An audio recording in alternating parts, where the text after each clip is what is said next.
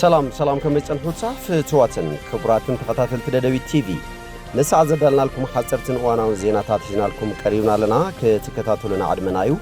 بكندي ارسنه توتاتهم كنفلم حزب تግራይ بمنነቱ ዘይደራደርን በተራጋሚ አብ ዘካይዶም መኸተ ወራራት በምስዓር ጅግንነቱ ዘመስከረ ምዃኑ አቦ ወንበር ህወሓት ዶክተር ደብረጽዮን ገብረ ሚካኤል ገሊጾም እዚ ወለዶ ቀዳሞት ወለዶ ዘረከቡና መንነት በመውሓስና ውልድ ወለዶ ምስጋር ሐላፍነት ከም ዘለዎ ቢሮ ባህልን ቱሪዝምን ትግራይ ገሊጾም بزي حقاو من قد تتاليلوم نابز تفلاليو عد عربات كسددو زحاسوو للميتن سالاسان زخون من آسي تقراي عبد غزر كمزو على بوليس كفلا كتام حدنت آفليتوم عب السودان معسكر تندبا اسران سلسن يكاتي تكلتشن 10 شومنتن عام تمرد كباب ساعة 10 تغلتن اسران حموشتن ناينقو من قليوب زي تفلتا من قدي عب السودان ما أخل معقوب تقارو سدتنياتات حدقا بارا أقاتيموم አብ ኢማራት አረብ ኤርትራውያንን ኢትዮጵያውያንን ዝረከቡም ብዙሓት ቆሲሎም ተባሂሎም አብ ከባቢ መጻበቦ ሕርሙ ሰለስተ መራኽብ ምስተጠቃዓ ዋጋ ነዳዲ ወሲኹ ናብ ዝርዝሩ ሰጊርና ለና ምስዕለታው ዜናታት ቢንያም ሐድሽ ሰናይ ምክትታል ህዝብ ትግራይ በመንነቱ ዘይደራደርን በተዳጋሚ አብ ዘካይዶም መኸተ መረርት ወራራት በምስዓር ጅግንነቱ ዘመስከረ ምዃኑ አቦ ወንበር ህወሓት ዶክተር ደብረጽዮን ገብረ ሚካኤል ገሊጾም ዶክተር ደብረጽዮን ነዚ ዝገለጹ አብ ከተማ አድዋ መበል 130 ዓመት ዓወት ኩናት አድዋን ተኸበረዮም አብቲ በዓል ዓወት አድዋን ቅድሚኡን ዝተፈላለዩ ወራራት ከም ዝነበሩን ህዝብ ተወዲቡ ከም ዝመከቶምን ከም ሰዓሮምን ዘዘኻኸሩ ዶክተር ደብረጽዮን አብ ዓወት አድዋን ጸለምት ህዝብታት ተስፋ ከም ዝሃበ ገሊጾም አብቲ ኩናት አድዋ ግደ ደቂ አንስትዮን ዝተወደበ ህዝብን ዓቕሚ መራሕትን ከም ንራእሲ አሉላ ብምጽራሕ ዝገለጹ አቦ ወንበር ህወሓት እዚ ወለዶውን ክብሪ ወለዱ ዝወረሰ ህዝብ ምዃኑ ገሊጾም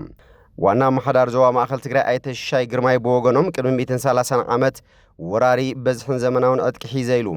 መሳፍንቱ ንባዕሉ መፈላላይ ኣለዎም ብምባል ከም ዝስዕር ተኣማሚኑ ስሑት ወራር ከም ዘካየደ ገሊጾም ደርግውን ብስሑት ስልሒት ልዕሊ 7 ግዜ ወፍርታት ከም ዘካየደን ከም ዝተሰዓረን ብምግላጽ ሕጂውን ታሪኽን መንነትን ህዝብ ትግራይ ንምጥፋእ ይጻዓር ከም ዘሎ ገሊጾም ይኹን እምበር ብመንነቱን ግዛኣቱን ዘይደራደር ህዝብ ትግራይ ኣብዚ ሕጂ እዋን ብዕልን ዝተኣወጆ ወራር ንምምካት ኣብ ላዕላውነት ዓይነት ደራደርን ተመዛበልቲ ይመለሱን መሰል ዓርሰ ውሳነን ኣይረጋገጽን ይብል ከም ዘሎ ገሊጾም ስለዚ ሕቶታት ህዝቢ ብሰላም ክፍትሑን ተዘይተፈቲሖም ግና ንመኸተ ክዳለው እቶም ኣመራርሓ ጸዊዖም ብተዛማዲ እዚ ወለዶ ቀዳሞት ወለዶ ዘረከቡና መንነት ብምውሓስና ውልድ ወለዶ ምስጋር ሓላፍነት ከም ዘለዎ ቢሮ ባህልን ቱሪዝምን ትግራይ ገሊጹሎም መበል 130 ዓመት ዓወት ኩናት አድዋ እንትኸበር ዝተረኸቡ ምክትል ሓላፊ ቢሮን ባህልን ቱሪዝምን ትግራይ አይቲ ሃይላይ በየነም እዚ ወለዶ ቀዳሞት ወለዶ ዘረከቡና መንነት ብምውሓስ ናብ ውልድ ወለዶ ምስጋር ሓላፍነት ከም ዘለዎም ነዚ ድማ ዝተወደበ ሓድነት ከም ዘድሊ ጠቂሶም ብጽንተት ወራር ምኽንያት ህዝቢ ትግራይ ኣብ ከቢድ ጸገም ከም ዝርከብ ዝገለጹ አይቲ ሃይላይ ናብ መረበቶም ዘይተመለሱ ተመዛበልቲ ስደት መናእሰይን ካልኦት ጸገማትን ከም ዘለዎ ሓቢሮም ህዝብ ትግራይ ኣብ ዝሓለፉ ዘመናት ተመሳሰልቲ ጸገማትን ተጋጥሞም ተወዲቡ ከም ዝመከቶምን ከም ዝተዓወተን ዓወት ኩናት አድዋን ካልኦት ታሪኽ ጠቂሶም ዝገለጹ እቶም ሓላፊ ካብቶም ታሪኽ ሎሚ ምስሉ ኩነታት ትግራይ ብምትእሳር ክረአዩ ከም ዝግባእ ሓቢሮም ወለድና ኣብ ኩናት አድዋን ቅድሚኡን እንትዕወቱ ልዑል ሓድነትን ዕላማን ስጡም መትከልን ምሕላው ምስጢርን ከም ዝነበሮም ብምግላጽ እዚ ወለዶውን ካብኦም ክወርስ ከም ዝግባኦም ገሊጾም ካብቶም ወለድና ድማ ክንመሃርን ቀዳሞት ወለድና ዘረከቡና መንነት ብምውሓስ ናብ ውልድ ወለዶ ምስጋር ሓላፍነት ከም ዘለዎን እውን ኣብቲ እዋን ገሊጾም ብዘይ ሕጋዊ መንገዲ ተታሊሎም ናብ ዝተፈላለዩ ሃገራት ዓረብ ክስደዱ ዝሓሰቡ ልዕሊ 130 መናእሰይ ትግራይ ኣብ ትሕቲ ቁፅር ከም ዘውዓለ ፖሊስ ክፍለ ከተማ ሓድነት ኣፍሊጦም ዋና አዛዚ ፖሊስ ክፍለ ከተማ ሓድነት ምክትል ኢንስፔክተር ኣተኽልቲ ገብረመድህን እቶም ኣኸብለልቲ ኣብ መሬትን ዘየለ ሓቂ ብምትላል መንእሰይ ትግራይ ናብ ዘይኮነ ጸገም እናቃልዕዎ ይርከቡ እቶም መናእሰይ ድማ ግዳይ ዝሕጋዊ ተግባር ይኾኑ ኣለዉ ክብሉ ዝገለጹ ኮይኖም ነቲ ዘሎ ጸገም ንምቅላልን ናብ ቦቱኡ ንምምላስን ኣብቶም ዘይሕጋውያን ደለልቲ ሕጋዊ ስጉምቲ ከም ዝውሰደሎም እዮም ኣመላኺቶም ኣብ ትግራይ ጋጢም ዘሎ ኩለ መዳያዊ ጸገም ንምቅላል ፖለቲካዊ መፍትሒ እንተዘይተገይሩሉ ናብ ዝኸፍአ ኩነታት ክሰጋገር ከም ዝኽእል እውን ተገሊጹሎም ካብዚ ሕጋዊ ስደት ብምቁጣብ ህይወትናን ህይወት ወገናትናን ነድሕነሉ ዕድል ንምፍጣር ግንዛበና ብምዕባይ ካብዚ ሕጋዊ ስደት ኩን ቁጠባለና ክብሉውን ገሊጾም ሕብረተሰብ ካብ ጥቆማ መሃብ ብሰገረ ኣብ ልዕሊ ደቁ ዝተፈጠረ ዙምባዕ ኣመለኻኽታ ብምቕያር ካብቲ ዝመጾም ማሕበረ ኢኮኖሚያዊ ጸቕጢ ክላቐቕ ይግባእ ክብሉውን ምክትል ኢንስፔክተር ኣታኽልቲ ገሊጾም ኣብ መወዳእታ መንእሰይ ትግራይ ዝተፈጠረ ጸገም ዋላ ይሃሉ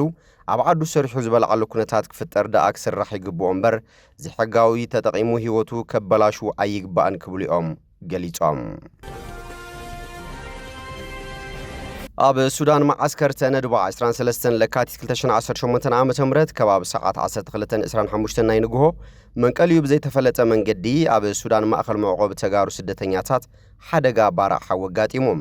እቲ ሓደጋ ባርዕ ኣብ ሱዳን ተነድባ ፍሉይ ቦታ ብሎክ ኤፍ ተባሂሉ ዝፍለጥ የጋጢሞም በቲ ዘጋጠመ ሓደጋ ባራዕ ሓዊ ኣብ መንበረ ኣባይቲ ጉድኣት ዘብጽሕ እንትኸውን ኣብ ልዕሊ ህይወት ሰብ ግን ዛጊት ጉድኣት ከም ዘየለዩ ተገሊጾም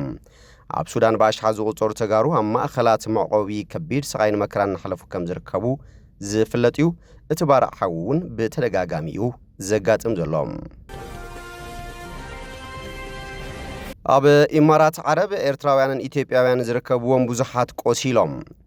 ኢራን ብሰንኪ ኣብ ልዕሊ ሕቡራት ኢማራት ዓረብ ዝፈጸመቶ ተኸታታሊ መጥቃዕቲ ሚሳኤላት 3 ሰባት ክሞቱ እንከለዉ ሓደ ኢትዮጵያውን ሓደ ኤርትራውን ዝርከብዎም 10ታት ዜጋታት ቆሲሎም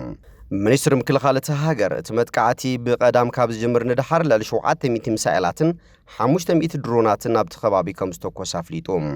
መብዛሕትኦም እቶም ተተኮስቲ ክብርዑን እንከለዉ ገሊኦም ኣብ መንበረ ኣባይቲ ትካላት ንግድን ባሕርን ዓሊቦም ኣብ ልዕሊ ሰባት ጉድኣት ዘብጽሐ ስብርባር እቶም ተተኮስቲ ከም ዝኾነ እውን ይግለጽ ኣሎ በቲ መጥቃዕቲ ህይወቶም ዝሰኣኑ 3 ሰባት ደቂ ፓኪስታን ኔፓልን ባንግላዴሽን ከም ዝኾኑ እውን ጋልፍ ኒውስ ሓቢራ ብተወሳኺ ኢትዮጵያውያንን ኤርትራውያን ዝርከብዎም 58 ዜጋታት ቀሊል መጉዳት ከም ዝበጽሖም ድማ ተሓቢሩሎም ኣብ ከባቢ መጻበቦ ሕርሙዝ 3 መራኽብ ምስ ተጠቕዓ ዋጋ ነዳዲ ወሲኹም ኣብ ከባቢ መጻበቦ ሕርሙዝ ብውሕዱ 3 መራኽብ ምስ ተጠቕዓ እዩ ዓለም ለኻዊ ዋጋ ነዳዲ ወሲኹ ዘሎም ክልተ መራኽብ ምስ ተወቕዓ ሳልሰይቲ መጥቃዕቲ ኣዝዩ ኣብ ቀረባ ከም ዝተፈንጀረ ማእኸል ስርሒታት ንግዲ ባሕሪ ዓባይ ብሪጣንያ ገሊጹሎም ኢራን መራኽብ በቲ ኣስታት 20 ሚእታዊት ካብ ነዳድን ጋዝን ዓለም ዝተኣናገደሉ መጻበቦ ከይሓልፋ ጠንቂቓላ እቲ መጻበቦ ዳርጋ ተዓጽዩ ከም ዘሎን ንነዊሕ እዋን ዝጸንሕ ግጭትን ንዋጋት ነዳዲ ዝያዳ ሓፍ ከብሎ ከም ዝኽእልን ተንተንቲ ኣጠንቂቖም እቲ መጻበቦ ዳርጋ ተዓጽዩ ከም ዘሎን ንነዊሕ እዋን ዝጸንሕ ግጭት ንዋጋታት ነዳዲ ዝያዳ ሓፍ ከብሎ ከም ዝኽእልን ተንተንቲ ኣጠንቂቖም ሎሚ ሶኒ ኣብ ኤዥያ ዓለማዊ ዋጋ ነዳዲ ብልዕሊ 10 ሚእታዊት ወሲኹ እኳ እንተነበረ ድሒሩ ግን ቁርብ ጎዲሉ ኣብ ሰዓት 2 GMT ድፍድፍ ነዳዲ ብሬንት ልዕሊ 4 ሚእታዊት ብምውሳኽ ንሓደ በርሚል 76.16 ዶላር ወይ ከዓ 56.53 ዩሮ ክበጽሕ እንከሎም ኣብ ኣሜሪካ ዝሽየጥ ነዳዲ እውን ብኣስታት 4 ሚእታዊት ብምውሳኽ 69.67 ዶላር በጽሑ እዩ ኣብ MST ሪሰርች ሓላፊ ምርምር ነዳዲ ሳውል ካቮኒክ ንቢቢሲ ኣብ ዝሃቦ ቃል ዕዳጋ ዛጊድ ዘሰንብድ ኣይኮነን ኢሉ ክሳብ ሕጂ መጓዓዝያን ትሕተ ቅርጽ ነዳዲ ብዝኾነ ወገን ቀንዲ ዕላማ ኣይኮነን ክብል ድማ ወሲኹ ገሊጹ እቲ ዕዳጋ ኩነታት መጻበቦ ሕርሙዝ ክከታተል እዩ እዚ ድማ ዋጋ ነዳዲ መሊሱ ክጎድል ይኽእል ኢሉ ገለ ተንተንቲ ግን እቲ ግጭት ነዊሕ እዋን ተጸኒሑ ዋጋ ሓደ በርሚል ነዳዲ ልዕሊ 100 ዶላር ክንህር ከም ዝኽእል ኣጠንቂቖም ብሰንበት ጉጅለ ኣፍሬት ነዳዲ ኦፔክ ስዑድ ዓረብን ሩስያን ዘጠቓለለ ዋጋ ንምርግጋዕ ኣብ መዓልቲ ምህርቶም ብ206,000 በርሚል ክውስኹ ተሰማሚዖም እኳ እንተነበሩ ገለ ክኢላታት ግን እዚ ከም ዘይሰርሕ ይጠራጠሩ ፕሬዚዳንት ኤኤ ኤድሙንድ ኪንግ ኣብ መላእ ዓለም ዋጋ ነዳዲ ክውስኽ ከም ዝኽእል ድማ ጠንቂቖም እቲ ኣብ መላእ ማእኸላይ ምብራቕ ዝረአ ዘሎ ህውከትን ደብዳባትን ብዓለም ደረጃ ዝርግሐ ነዳዲ ክዘርጎ ምዃኑ ርግጸኛ እዮም እዚ ድማ ወሰኽ ዋጋታት ከም ዘስዕብ ዘይተርፍ እዩ ክብል ገሊጾም ወሰኽ ዋጋ ክሳብ ክንደይ ከም ዝቕጽል ኣብ ክብደትን ንውሓት ግዜ ነቲ ግጭት ይምርኮስ ኢሎም እስላማዊ ሓለዋ ሰውራ ኢራን 3 ካብ ዓባይ ብሪጣንያን ኣሜሪካን ዝመጻ ታንከራት ብምሳኤላት ተወቂዐን ይቃጸላ ኣለዋ ኢሎም ዓባይ ብሪጣንያን ኣሜሪካን ዝኾነ ይኹን ርእይቶ ድማ ኣይሃባን ኣብ መላእ ወሽመጥ ዓረብን ወሽመጥ ዖማንን ብዙሕ ናይ ጸጥታ ጸገማት ከም ዝተረኣየን መራኽብ ድማ ብጥንቃቐ ክሓልፋ ከም ዝመኸረን እዩ ዩኬምቶ ገሊጹ ዘሎም ሎሚ ባጻበ ዝቝጸራ መራኽብ ኢራንን ቻይናን እኳ እንተሓለፋ ብውሑድ 150 ታንከራት ነዳዲ ኣብ ክፉት ማያት ወሽመጥ ኪኖ መጻበቦ ሕርሙዝ ከም ዝወደቐ መራኽብ ዝከታተል ትካል ክለር ይሕብር ሆማዮን ፍላክ ሻሂ ካብ ክለር ንቢቢሲ ኒውስ ኣብ ዝሃቦ መግለጺ ብሰንኪ ስጋኣታት ኢራን እቲ መጻወ ብኣድማዓ መንገዲ ተዓጺሎ ክብል ገሊጾም እተን መራኸብቲ ሓደጋታት ኣዝዩ ልዑል ስለ ዝኾነን ውጻእታት መድሕነን ሰማይ ስለ ዝዓረገን ከይሓልፋ ናይ ጥንቃቐ ስጉምቲ ወሲደን ኣለዋ ኢሎም ኣሜሪካን መስመራት መራኸብ ክትከላኸለሎም ክትፍትን ከም እትኽእል እቲ መጻወ ነዊሕ እዋን እንተተዓጺ ግን ዋጋታት ኣዝዩ ዝለዓለ ክኸውን ከም ዝኽእል እዩ ዝግለጽ ዘሎም ምስቲ ዝካየድ ዘሎ መጥቃዕቲ ኢራን ተኣሳሲሩ ስዑድ ዓረብ ኣብ መጻረይ ነዳዲ ንዝተፈጠረ ሓዊ ኣብ ትሕቲ ቁፅር ከም ዘውዓሎ ተገሊጻ ኣላ ሚኒስትሪ ጸዓት ስዑድ ዓረብ ራስ ታኑራ ዝተባሃለ ብመንግስታዊ ኩባንያ ብዝመሓደር መጻረይ ነዳዲ ዝተወልዐ ውሱን ባራዕ ሓዊ ኣብ ትሕቲ ቁፅር ከም ዝኣተወ ገሊጾም እቲ ብኤጀንሲ ፕረስ ስዑድ ዓረብ ዝተመሓላለፈ መግለጺ ኣብ ከባቢ እቲ መጻረይ ነዳዲ ክልተ ድሮናት ምስ ተወቅዓ ስብርባረን ንኡስ መጠን ጉድኣት ከም ዘውረደ ከምኡ እውን ዝተፈጠረ ባርዕ ብቕጽበት ከም ዝቐሃመን ዝኾነ መጉዳእቲ ይኮነ ሞት ከም ዘየጋጠመን ይገልጽ ኣብቲ ቢቢሲ ሓቀኛ ምዃኑ ዘረጋገጾ ቪድዮ ኣብቲ መጻረይ ነዳዲ ሓውን ዒግታት ክንይርአ ስዑድ ዓረብ ካብ ነዊሕ እዋናት ሒዛ ንወታደራውያን ሓይልታት ኣሜሪካን ምዕራብን ክትአንግድ ጸንሐት ኮይና መንግስቲ ስዑድ ዓረብ ነቲ ቁልዑን ፈራሕን መጥቃዕትታት ኢራን ዝበሎ መጥቃዕቲ ኢራን ዝኹንን መግለጺ ኣውፂኡ ነይሮም እቲ መጥቃዕትታት ብዕውት መንገዲ ከም ዝበርዓነን ዞባ ሪያድን ምብራቓዊ ግዝኣትን ዕላማ ዝገበረ ምንባሩን ድማ ገሊጾም እምበር ከስፍትዋትን ክቡራትን ተኸታተልቲ ደደቢት ቲቪ ነሰዓት ዘዳልናልኩም ዜናታት ነዚኦም ይመስሉ ስለትምክትታልኩም ኣመስጊና ብኻልኦት ሳብ ንራኸበ ሰሰናይ ንዓኹም